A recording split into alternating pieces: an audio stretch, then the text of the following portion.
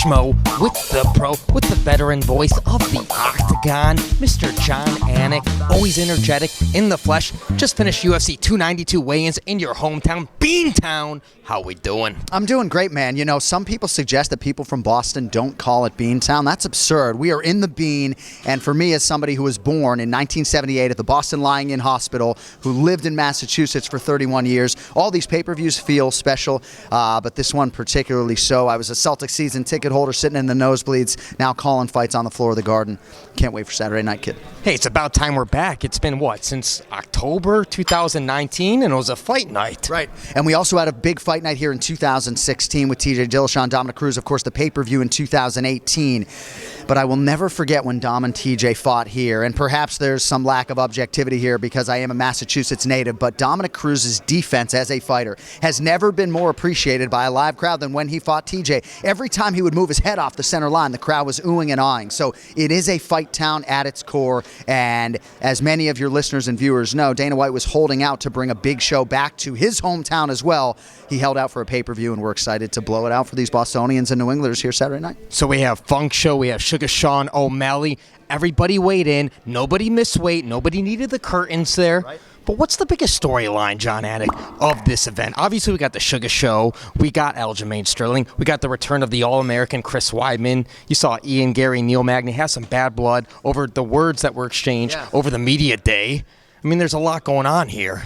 I guess thematically for me, I feel like Ian Gary and Sean O'Malley are two outstanding athletes who are so fast as strikers, and I'm not necessarily sure that the totality of the mixed martial arts world understands just how elite they are as far as their striking and their vision and their distance management and their speed. That is the buzzword for me.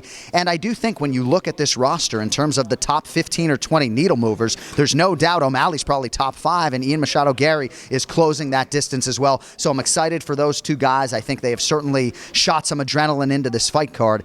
But I guess for me, the biggest storyline is something that my colleague Dean Thomas disagrees with. I think that this Sean O'Malley problem is the most layered striker Aljamain Sterling has ever faced, the most dangerous striker he has ever faced with respect to Petr Yan and Jimmy Rivera and everybody else. So, yeah, we talk a lot about maybe some of the perceived grappling weaknesses for Sean O'Malley, but I'm just not sure that Sterling has ever faced a striker like this. I'm excited to see what the Sugar Show can do with the opportunity. Both these guys predict finishes. Aljamain Sterling thinks he can get this guy out in the first round. Sometimes he says it's the second round. Regardless, do you think the Sugar Show will take this guy to championship rounds? We're talking rounds 4 and 5.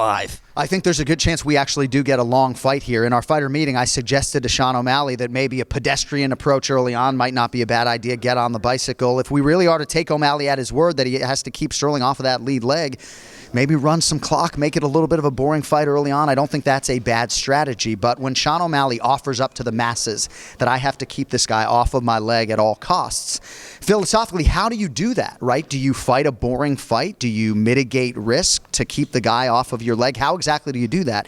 I think the first 5 minutes are going to be really telling in terms of O'Malley's approach, and I do believe if he takes a conservative approach, he can absolutely extend Aljo. But that Aljamain Sterling is such a problem, and I think the Sterling camp extracted a lot of confidence from Petr Yan's performance against O'Malley because they feel like if they get any of those positions, it's a wrap. We'll see. Not to be overlooked, we got the young Punisher Pedro Munoz against Marlon Chito Vera. We all know that the only loss on Sugar Sean's record is against Marlon Chito Vera. If Marlon Chito Vera is victorious, and let's say Sugar Sean O'Malley is victorious, is that the next match for the title? Does Henry Cejudo not get another opportunity at Bantamweight Gold?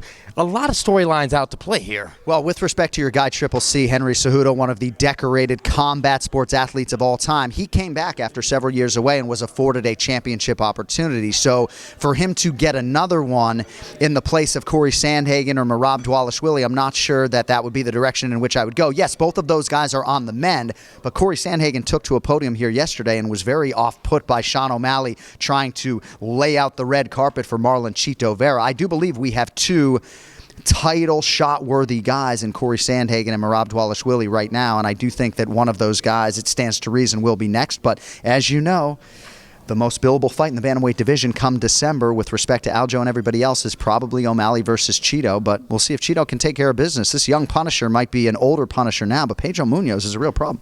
He certainly is. You're talking about December. Let's go to November. We don't have an announcement. We've talked about this before. What is going on between Colby Covington and Leon Rocky Edwards? Perhaps you have a better answer than I. We do have some news now. It broke on Michael Bisping's podcast, I believe. Colby Covington suggesting that Jon Jones doesn't want to be on the same card with Colby Covington, so perhaps that's the holdup. There have been rumblings that they want to do Leon Edwards and Colby Covington in Madison Square Garden, and now this actually makes some semblance of sense. Would they pivot to Bilal Muhammad and Leon Edwards at Madison Square Garden? I don't necessarily think they would do that. I think it's more likely that they would delay Leon and Colby until December.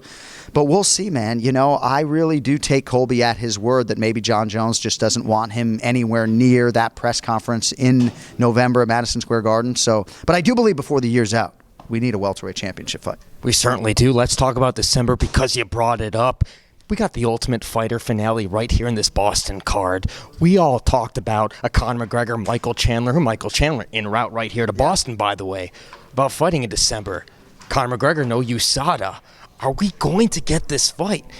Are we, John? So last time we spoke, I was less ambitious that we would get it in the fourth quarter of 2023. I do believe you're going to get this fight in December, and if you don't, it'll probably be that first pay-per-view in January.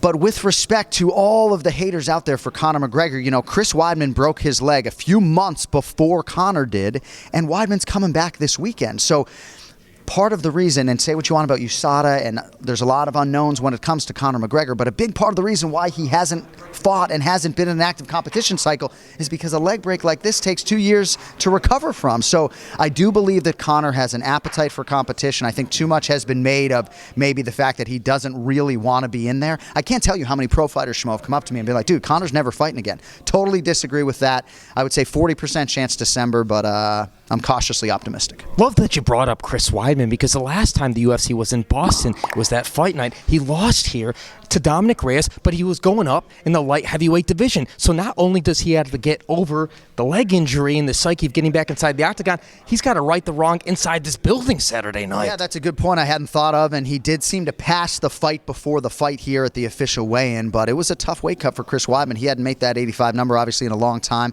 and he was sort of keeled over for a little bit. He was one of the last fighters to weigh in. Not trying to read too much into that, but I think that was maybe a less talked about angle, that Chris Weidman was going to be charged with making this weight at 39 years of age, having made it for the last time when he was 37. So thankfully he made the number, and I do believe that this result could be very telling in terms of Chris Weidman's championship future. He's not just back for a one-off. If he beats Brad Tavares and does so convincingly, you don't think Adesanya, having cleaned out most of the division, would like to fight Chris Weidman at some point in time? So it's all in front of Chris Weidman. He's a pretty big underdog, though, against Tavares this weekend. What a story that would be. Hey, if the Schmo was going to be predicting the UFC 296 fight card in December main event, we'd say it's Yuri Prochazka against Alex Pereira. What do you think it would be? I think that makes a lot of sense. I do believe that even though there seems to be a lot of tight lips when it comes to Yuri Prochazka and that shoulder, most severe shoulder injury in the history of the UFC. We still don't know exactly what that shoulder injury is. But yes, I'm a betting man, as you know, and if I had to bet on one fight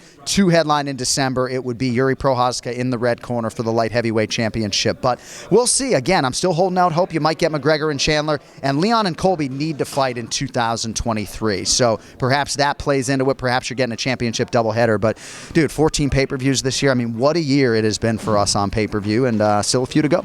The man who talks about one more sleep, two more sleep, he never sleeps. Can we get a final message for all the Jon Anik fans out there worldwide? Well, I appreciate the support very much. You guys know I enjoy getting a little love from the Schmo here before these big pay-per-views, but it gives me a lot of confidence going to that booth just to have the support from the fan base. So I appreciate the constructive criticism as well, but at the end of the day, we're trying to be as listenable as possible for 7 to 8 hours on a headset, and if we add to the live event to you, that's what we're trying to do, not take away from it. So thank you all for the support, and won't be long now, folks. He's the pro, I'm the Schmo. Boston, UFC 292.